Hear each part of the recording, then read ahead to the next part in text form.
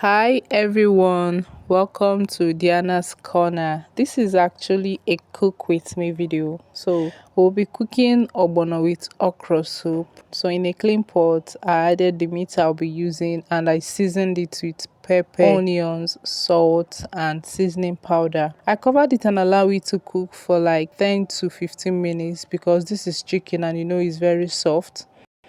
The next thing I added was okpeye, that's that black thing you saw me adding. And the next thing I added again was the main ingredients for this particular soup, the main ingredients for this particular recipe, which is ogbono and red oil. I noticed that the soup was very thick.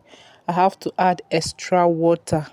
After adding the water, I give it a good stir and I covered it and allow it to cook.